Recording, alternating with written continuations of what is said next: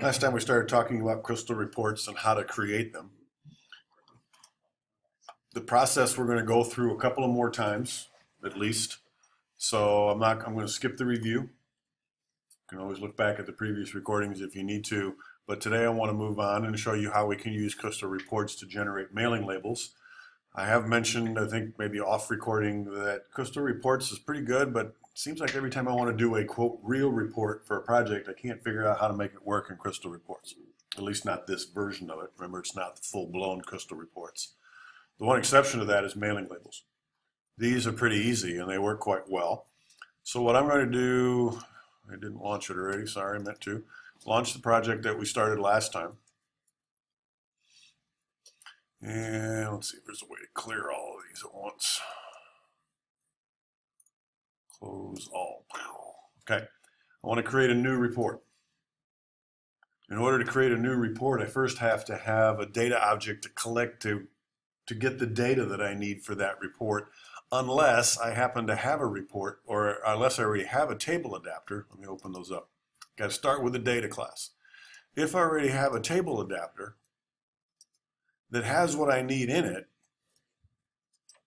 I can reuse that. Right, now this one's got extra stuff in it. I don't need the number of pies. And what I want to do in my mailing labels, man, it's got a lot of stuff in it.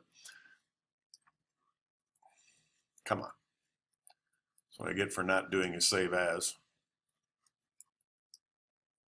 It's going to be nasty to me. Ugh. Let's go up. How about that? There we go. If I do a save as, it'll remember that position, it will remember the fields, etc. But today I want to add a new one because this doesn't quite meet the needs of my mailing label. Normally a mailing label would have a name and an address and a zip code and a city and all that kind of stuff, but we don't have all that information in my customer class. I could add it, more fields, that would work, but I'd have to put them in the database. I chose not to put them in there. The creation of mailing labels doesn't change. I'm just going to put the customer's name and phone number in there. Okay. Well, that's, well, not exactly all of this because I don't need the ID. So once again, just to go through the process, I'm going to add another table adapter. Next, query builder. I only need the customer's table. I want the last name, first name, phone number. I want these concatenated. They don't have to be concatenated, but what the nice thing about concatenated is when you display them, the comma and the names are always attached to each other. Versus if I had a last name and a first name field and the last name was really wide, there would be all this extra space in between. So I don't want that. So I'm going to concatenate them, give it an alias as customer. I could sort here, but it's usually easier to sort. This does say sort them. So I'm going to sort them here, though typically it's a little easier to sort in the report itself. So I'm going to order by, and I was practicing this a little while ago, and I tried to order by customer. Because at least in MySQL I can do that. But in Access, or at least in this Visual Studio adaptation of Access, I cannot use an alias and an order by clause. So I have to save a little time here in the recording by not making that mistake again. And sort by the pieces parts. I could concatenate them here as well, but that doesn't matter if they're concatenated with a comma, because as long as they're sorted by this, it should sort the rest of it properly. Next, do you want me to add the primary key? No. Finish. Give it a name.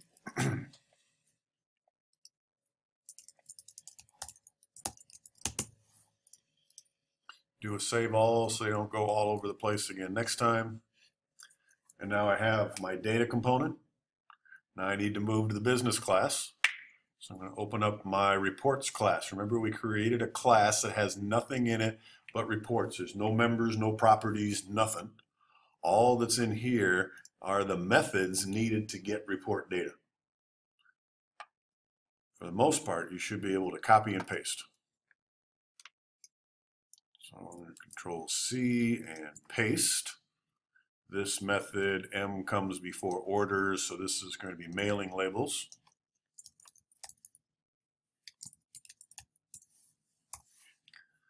And this will be query mailing labels data table. Oops, that one. Should change the name. I almost forgot to do this in my sample.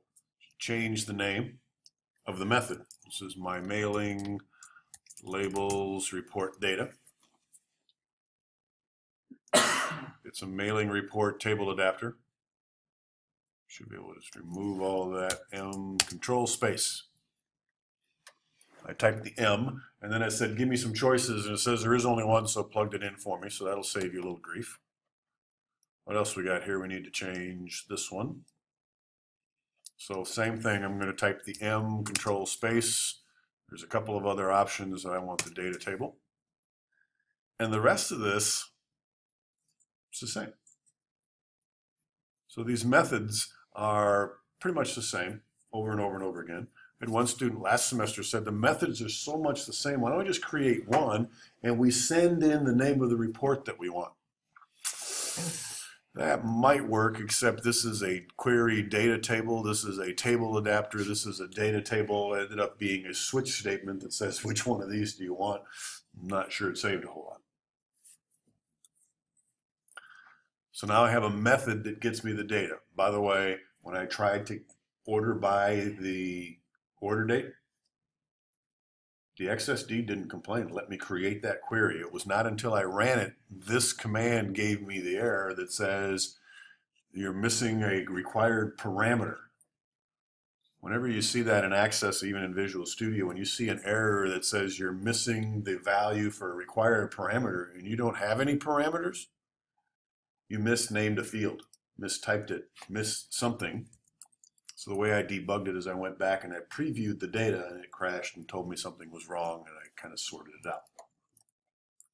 So now I have this. Now all I have to do is load that report. So I'm going to the form. The report form itself doesn't change, or does it? Yeah, it does. The report form changes. Go into its code. Remember, in form load, we wrote some notes. Or we wrote some code that says, give me an orders report. Well, I've already tested that one. So I want a mailing label report this time. It's going to be a new CR mailing labels. And it says, never heard of it. Did I forget to save it?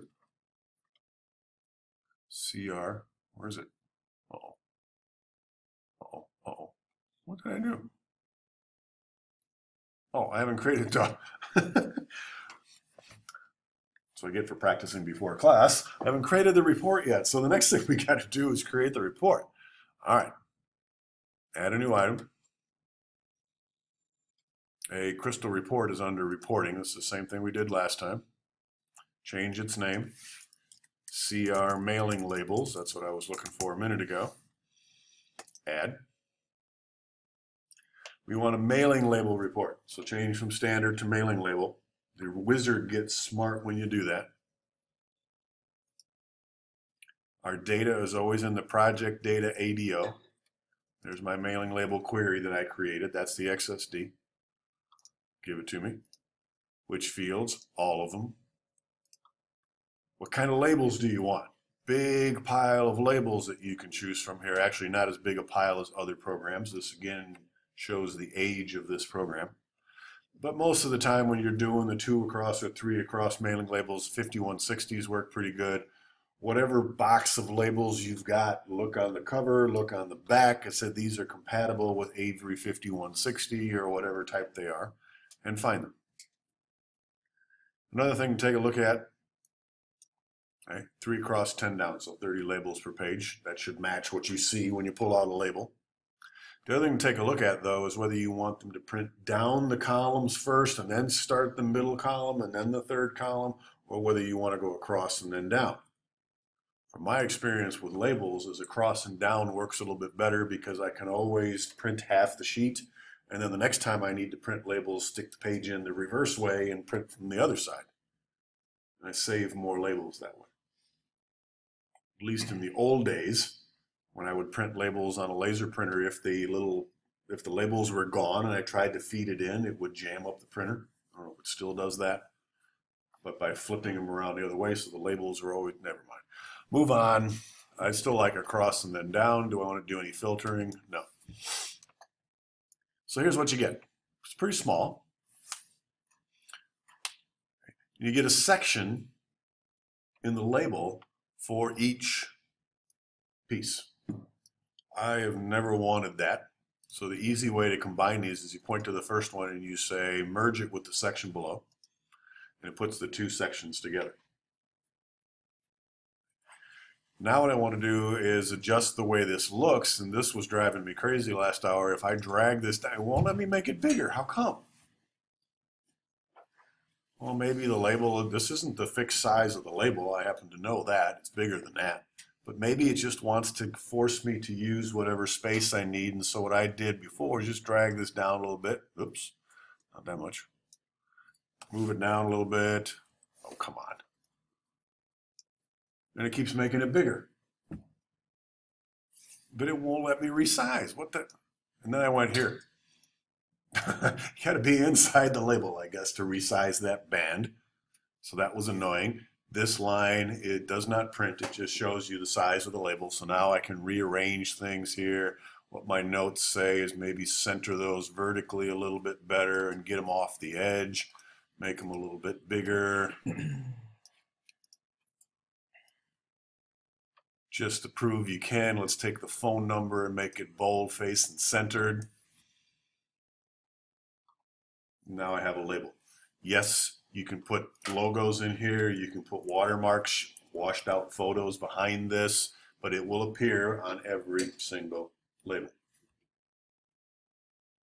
And that may be good. I found this was really great for Christmas cards.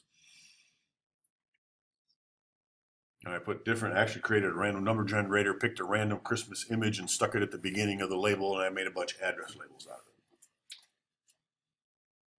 So you can put images in here. You can do all the other stuff that we did. If you have 3, 4 lines of address, you can arrange them however you want. Now that's done. Simple report compared to what we did before.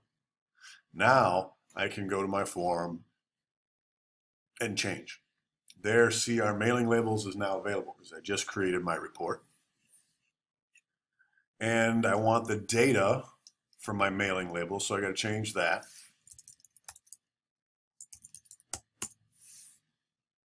Good. And that's it. Run.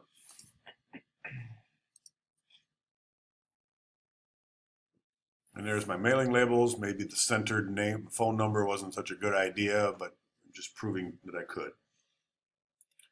And they're going across alphabetically. We go to the end, the last page.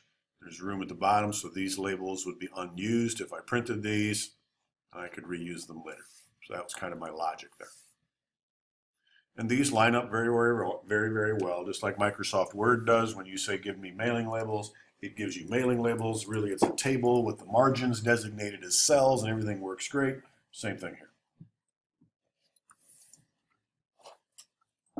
Cool. Easy.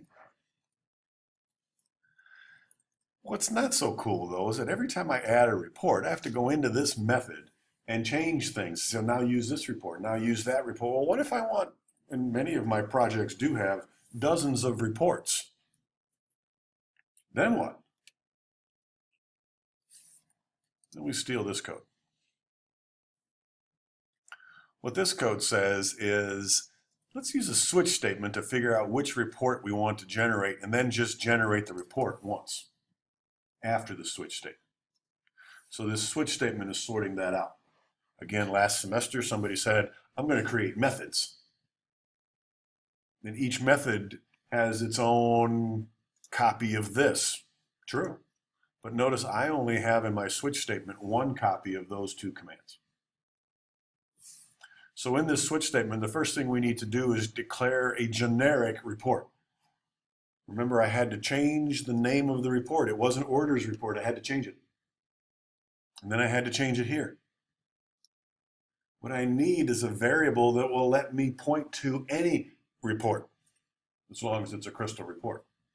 And that's what this big ugly thing does, is it declares a Crystal Reports engine report document. I'm going to try a var there, see how it works. Keep my fingers crossed. But this is a generic report, so this RPT doc, which is the same as that, can now point to any type of Crystal report. Then I still need a data table, just like we have here, so that doesn't go anywhere, but I only declare it once. Then I need something to help me figure out which report am I playing with. Initially, I'm going to create a variable. Later on, we'll change that. So let's see if I can make all that stuff happen. You, go away. Let's declare a variable report doc that is instantiated to nothing to start with.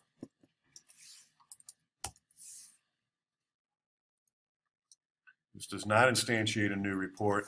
This is a pointer to any kind of report. Can we bring in a snack cart? Sure.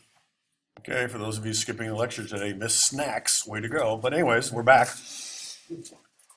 This doesn't seem to be working for me. I remember this big old ugly thing here. I said, I don't want to type all that.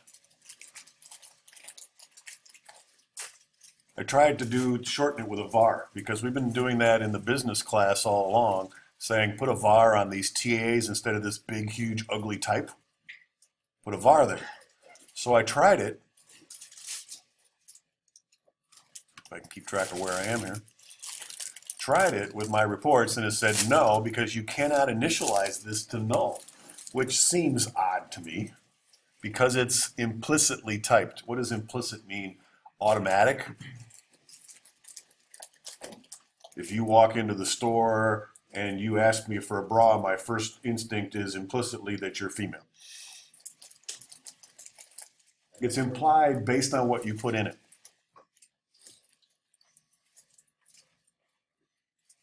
If you turn down Oreos for a Nutri-Grain bar, I implicitly decide that you're a health nut, right? Must be it. But that's what this report with a var in front of it means. You can make it point to anything, but what this error message is telling me is I can't initialize it to null. There, are you happy now? No. You said you have to give it something. It's like a constant. Basically what we're saying here, it's like a constant. You have to instantiate it to something. So this is not going to work for me. So I'm going to cheat. And you can steal it from my program just like I'm stealing it from the notes. I'm going to copy that and paste it. But notice even this is a type. It's a Crystal Decisions, Crystal Reports engine report document. Whew. That's the type of a generic report. That I can instantiate or initialize to null. Meaning right now it's not pointing to anything. That's legal. Why do I need to initialize it? Because I might never hit, this is C# talking, you might never hit that line because it might not be this case and it might not be that case. And there is no default case. And so C# will say you'll get a warning or an error down here saying there's a possibility the report doc has never been instantiated. Yeah, it's a possibility, but trust me, I'm the programmer. It's going to be one of those switch things. Sorry, don't trust you. So you have to initialize it to null just so that it has something when we get started. All right, then comes our data table. We should still have that DT, but we don't know what kind of data table, so it's going to be initialized to null. So what I'm creating here is a generic version of print my report. Now this happens last, but all that standard stuff that I took out up here, I have to put back somehow, and that's where my switch statement comes in. I'm going to create a string variable called report name. This is temporary, and it's going to be equal to, let's start with mailing labels, or CR mailing labels. Doesn't matter what string is in there, because my switch statement's going to use it. When the report name is mailing labels, then do this stuff. I should have kept all of that, but what do I want to do? Look back into my notes here. I want to set the report doc equal to a CR mailing labels, and I want the data table to get its data from that business object instead of business class method instead of this business class method. So these two always come in conjunction. What's the report? And go get me the data for that report. So for this one, my report doc is equal to a new CR mailing labels.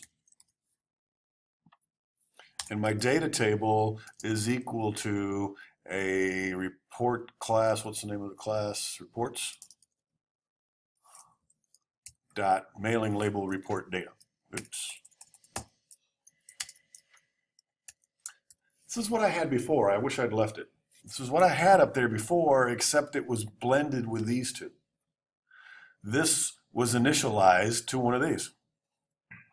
This didn't exist, but it was initialized to this. So what I've done is made them generic and then added a case statement to take care of them. Break. Done. Now I need to do basically the same thing for my orders report.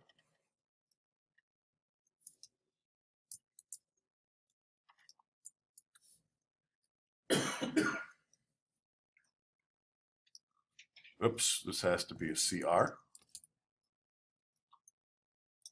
CR orders. CR orders. Orders report.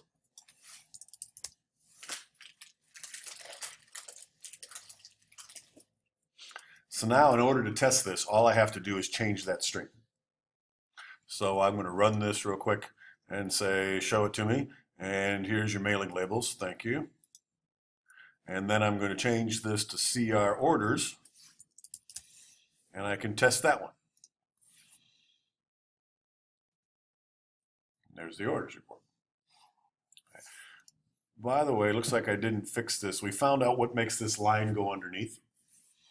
So let's get it into the recording. Might be a day late, but we can get it into the recording. I want to open up my report for orders.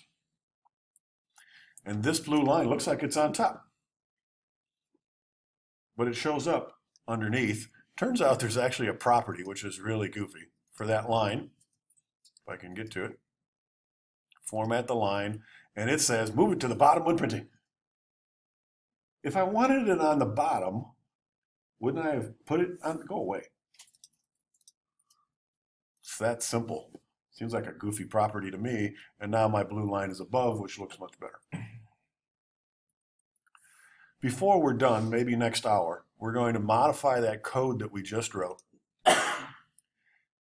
so that I can pick from a menu or from buttons or from something which report I want. Right now, I have to manually hard code, I want that report, I want that.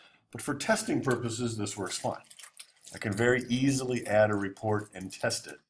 But ultimately, we're going to want to do what my notes refer to as real-world report management and have a menu that lets me pick which report I want to see.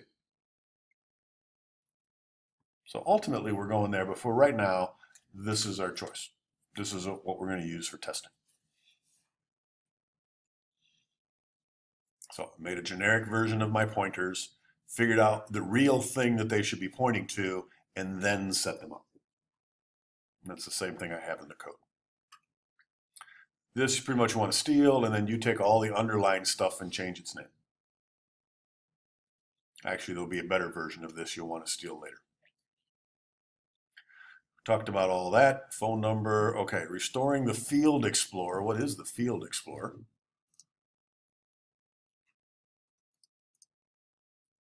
It's a class. I need a report. There we go. This is the Field Explorer. If you accidentally close that, it's kind of tricky to get back. Click Crystal Reports on the menu, Field Explorer, or you can do this, or you can find that button. Okay. But these buttons are not real intuitive to me. It's that button, or you can go to the menu, or you can press the T to bring that back. And what this allowed us to do is put extra things on the form. We're going to use that, but somebody got rid of it once accidentally, and we couldn't figure out how to get it back. Seems like you could touch these buttons and say, I wonder which one it is, but you got to hover too long. Toggle field view. That's the field explorer. Why does it say? That's confused us. So anyways, that's in there in case you accidentally close it. We will use it a little bit later. Okay, how do I add a chart to a report? I'm going to create a standard report that includes statistics. If you're going to include a chart, excuse me, you have to have statistics that I can chart.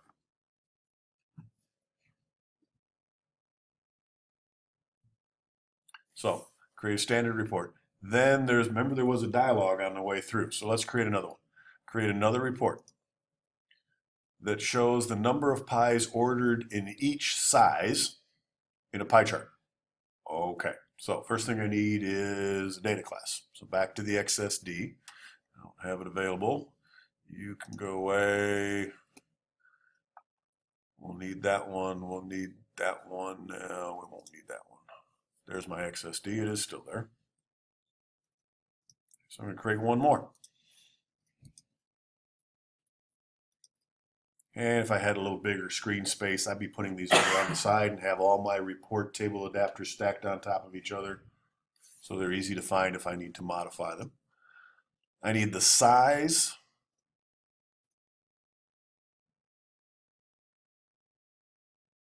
and the count. So from orders, I need the size and the quantity ordered. So that's the number of pies because I want the total. If I had just said count star group by size, it would count how many orders by size, but it wouldn't tell me how many pies. So okay, I have that.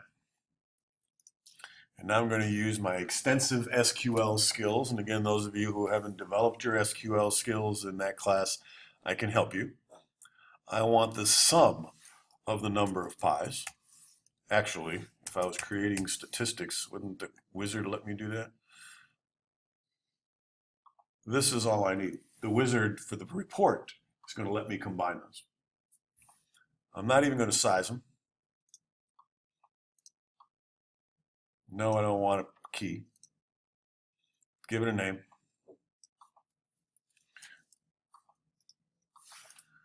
Query chart report. Save all so they stay nice and lined up. Go to the business class. Gather that information for charts. So it's going to come before mailing labels. Paste it. This method gets the data for the charts report. Query charts.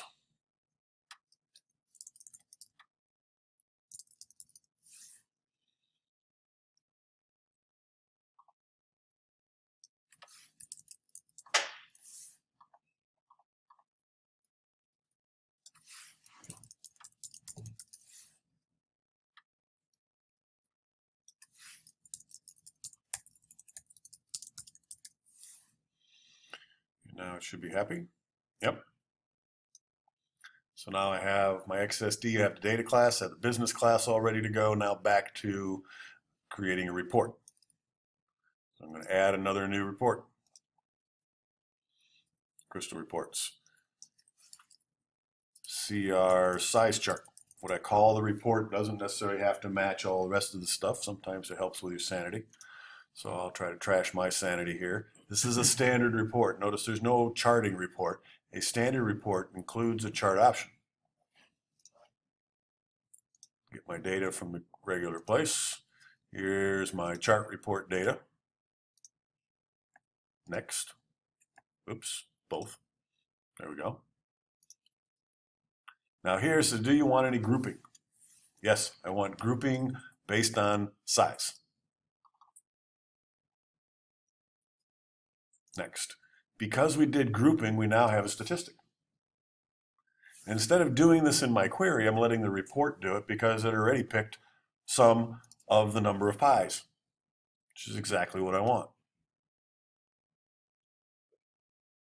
If I had built it into the query itself, I could still do a chart on it, I think. No, because it wouldn't recognize it as a statistic. Can't do charts unless there's a statistic. So here's my statistic. So that was a good idea to not do the statistic in your query. Do it in the chart or in the report. No, I don't want top 5, but I do want a chart. This is small, medium, large. What percentage of those have I sold? That looks good on a pie chart. It would be okay on a bar chart. Large is this big, small is that big, personal that big, but a pie chart's also appropriate. What do you want to call this? About size comparison. You can change this later, but if you catch it here, then you don't have to go hunting for it. Watch this one if you've got ultimate extra fields in there. Make sure that you're changing for every size, calculate a new statistic. And there's my summary again. So really all I did here was pick the kind of chart that I want and a title. No filtering. What about all your data? This is the maroon teal class? No, this is the shading class, but let's do, I don't really like those boxes. No.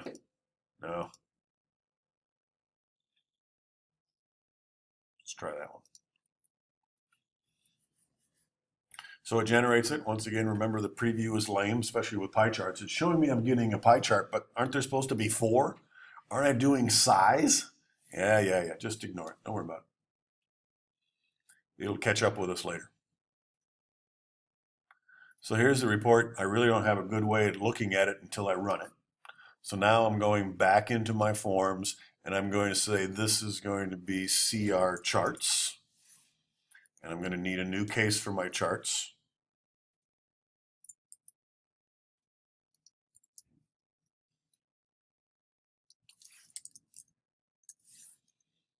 Notice this doesn't really match the name of my chart, does it? Wasn't it size chart? There. We better make it match. Doesn't have to. As long as this name matches that name, it'll get me into here. This needs to be right.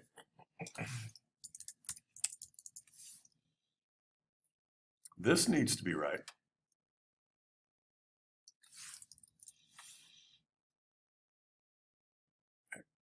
But these just have to match so that I get into that case. Let's just make sure that works. There we go.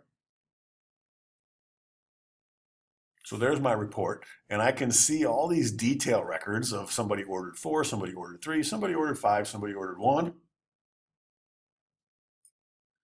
Here's my big chart.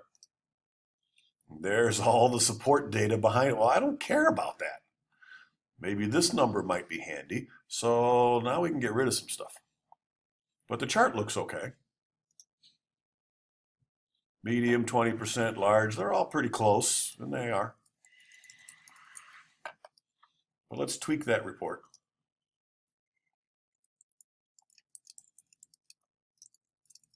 And say, you know what? The print date and the size, that's not bad. We'll hang on to that. The group section header, what's that got? Looks like just a line. Here's the size. What's after it?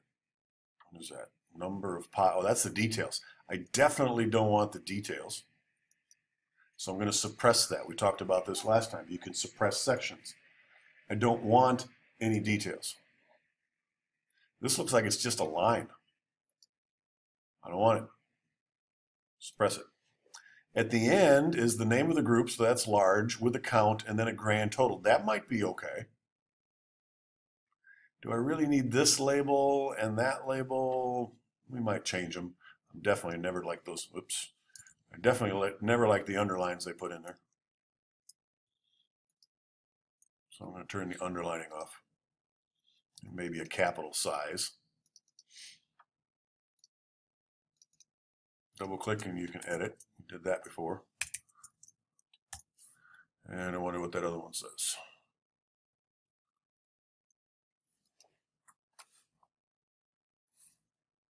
Why can't I scroll? Can't, just doesn't say it. Number of pies aligned to the right.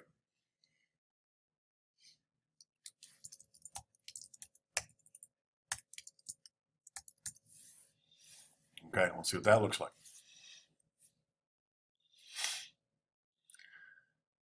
That's better. Now, what I might want to do is go through and change the order. There is no way alphabetically to get personal, small, medium, large. I'd have to come up with some other scheme to sort them. But if I flip that around upside down, at least I'd have the small ones and then the medium and the large. So let's see if we can reorder it. And all the rest of these lines, I'll leave to you to figure out where are they and how do I get rid of them. Maybe those lines could be gotten rid of. These bigger ones aren't so bad. And this is the grand total. I don't have a label. That you know how to do. I'm not going to take much more time, but I do want to, I thought I changed that. Must have forgot to hit enter. No, don't hit enter. Just leave. There we go. Okay. What was I going to do? Yeah, that line, I think I can reach it. Let's get rid of it. Oops.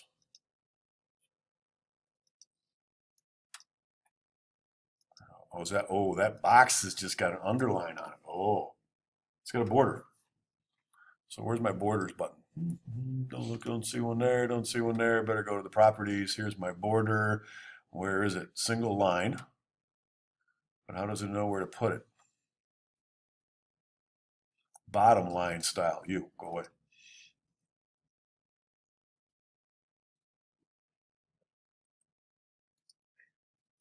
No line. Bottom line style. So sometimes, like I said in the last recording, it just takes a little looking around to find the pieces parts. There's an extra line, and I can just get rid of that one. Okay, and then we wanted to change the order of the records inside in my grouping. So that's probably the group expert because I want my groups sorted. Here's ascending. I want it descending. So I'm going to try going into the group expert because that's usually if I want to mess with groups. There's the A. Options, you're going to let me change it? Yep. Okay, and run it one more time.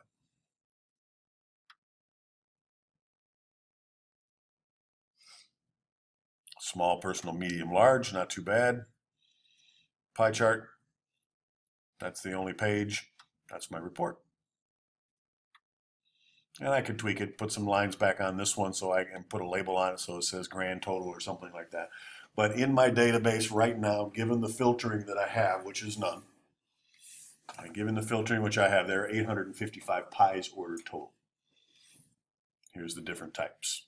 And a pie chart that shows me that at a visual glance. Can I change this to a bar chart? Find out. Click on the pie itself.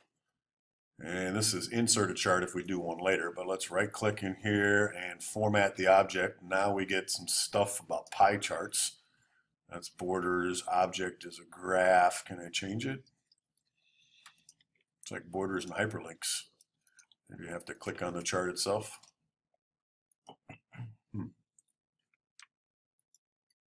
Chart expert.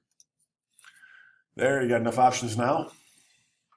It's just like Excel when you did charting in Excel. There are 85 bazillion options. Where's the one that you want to change? So if I want to do a bar chart, I can do that. I don't want it stacked, so I'm going to choose a side by side. Could make it horizontal, go that way instead. Nah. Click on OK. That gives me an idea what it's going to look like. Let's see what it really looks like. I don't like that label. There's probably a way to get rid of that, but the rest of it looks okay. And I kind of get a perspective that whatever this orange one is, large, there it is. Do I need both of these? No. You get the idea. I don't want to spend too much time on it because then I won't be able to finish this. And I want to do one more with charts. I'm going to show you how to add the charts after the fact. So let's see. In the chart dialog box, pick the type of chart. The chart displays, has Renault. Okay, this just says that the preview is bogus. Once the report's created, you can customize the chart by going to Chart Expert. You can add a chart to an existing report using this button. So let's create one more for this recording. And for those of you who are curious, I will finish next hour. So that one's good. Now I want to create one more. Create another report that includes the customer, the size that they ordered, and the number of pies. So I need another XSD because I don't have that stored anywhere. add one more. And in this one, I need to mix because I need customers and orders. I want the customer name again and the first name and the size that they ordered and how many they ordered.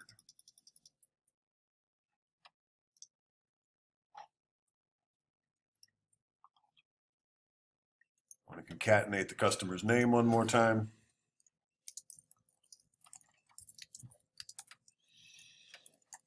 As customer. And because I'm going to group them in my report, there's no reason to do it here. There's no reason to sort them here because unless I'm using this for something else. But since this is only used for that report, no grouping, sorting needs to be done here. It's going to be done in the report. That also gives me the flexibility to group these differently later if I want to, or do some different things with them on a different report. Click on OK. That looks good. Fill. You got any complaints? Don't have your primary key. I don't care. Finish. Give it a name.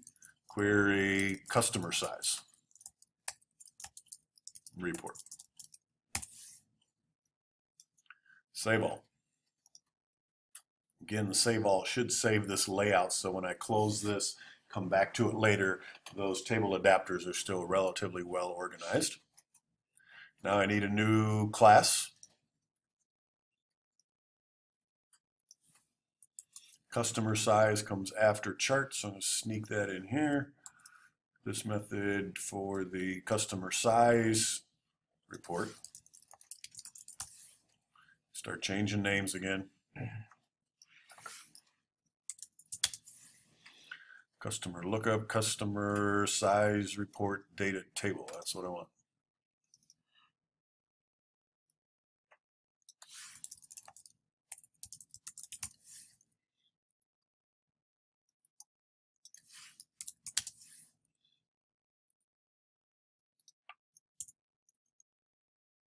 I'm just typing a CU in here and then asking for help. Control space. Picking the right one. That way I don't have to do so much typing. That should be good. Doesn't like the fill. Why not? Query customer lookup. Pick the wrong one there. Customer size report data table. Are you happy now? Okay. Then I build the report.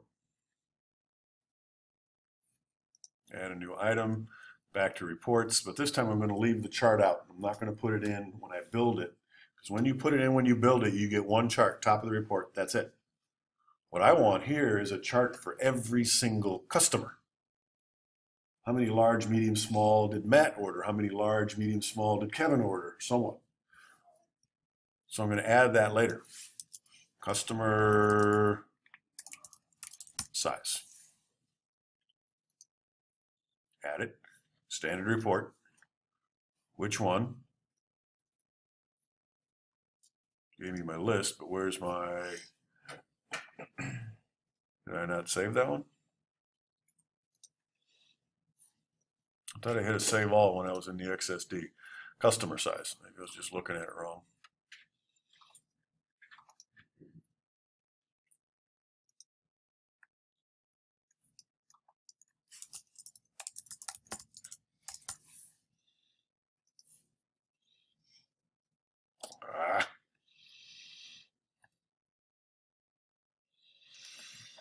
Okay, how do you handle that? Now I got all these customer size reports. Here's one.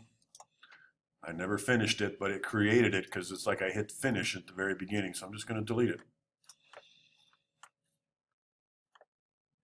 And then build it again, in case that happens to you.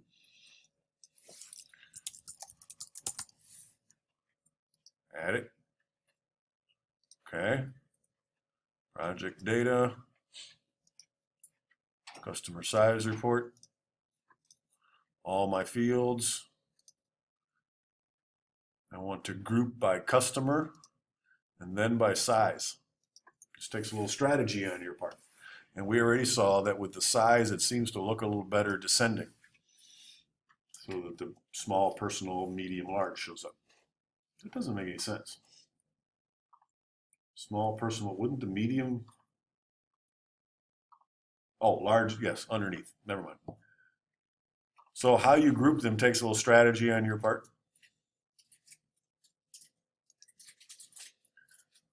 I want the number of pies for each customer, the number of pies for each size. That sounds good.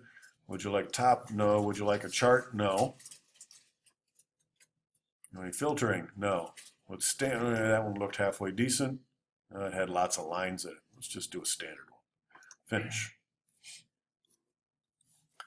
Now I don't have any charts. What I want to do now is add charts to the beginning of each group.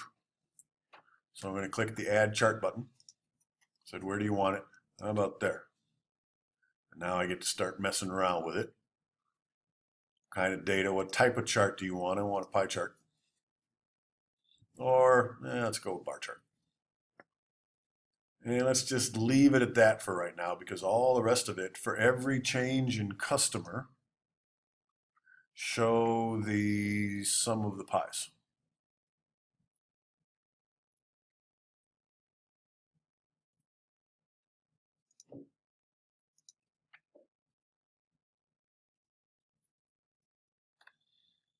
Let's see if that's all I need. Any other options here? We can always come back and play with them. Okay, so now I've got this bar chart. And I think I want to tuck that underneath. So here's my customer name, because that's the group one is my customer name.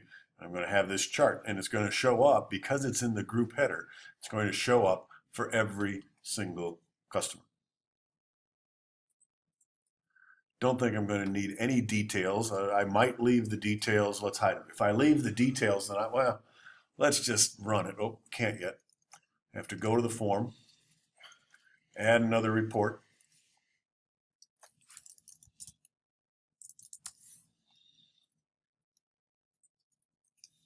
If you're anal, you could alphabetize your cases.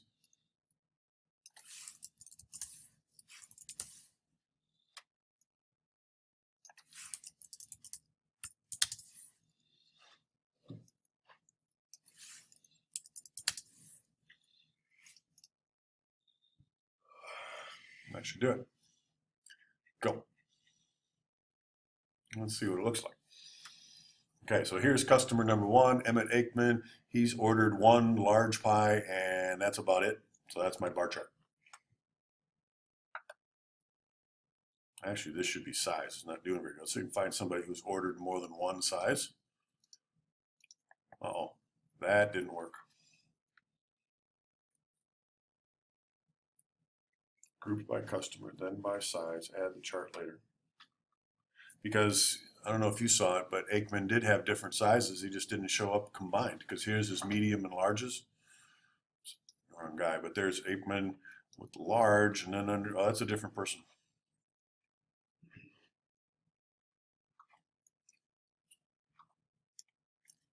So there's that. Here's the details that we could hide. It says suppress the group 2 header and footer. I think that's what this is, group 2 header and footer. Add a bar chart, move the group 1 header, customize with the chart expert. All right, let's play with it for just a minute. If I can't get it going, I'll put you on break and I'll sort it out and tell you what I did. So here's my report. I'm going to go back to the chart expert. The data for each change of customer and then size. That's what's probably missing. Calculate the sum of the pies.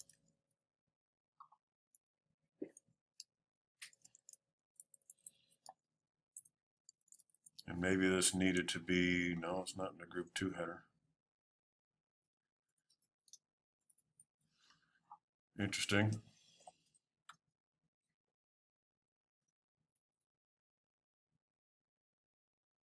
There, I got it.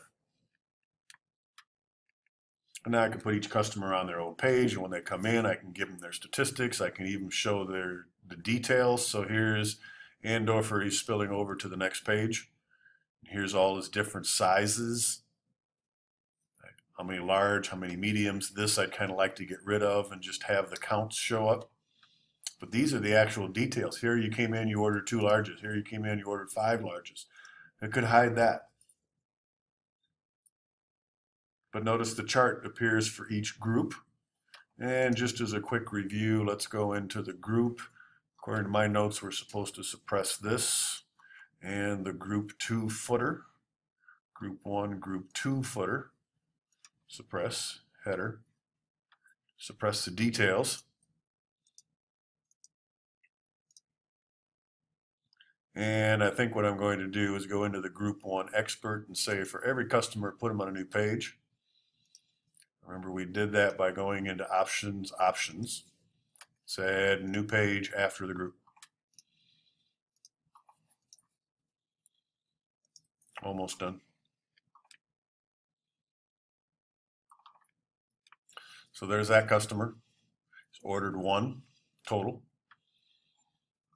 Next customer. What I lost, I killed one of the groups. I kind of wanted the size of each one, and I lost that here, so I have to figure out where that went. But here's my small, medium, and large, and I can see the counts, 1, 2, 7, so maybe I don't need the numbers, total of 10 pies, and so on. So if you want a chart that is one chart for your entire report, add it while you're building the report. If you need it for each group, which is what I wanted to see here, you add it after the fact. Let's stop there. When we come back, we'll have one more example, I believe, and then we'll be done. The rest of it will be optional if you want to see it.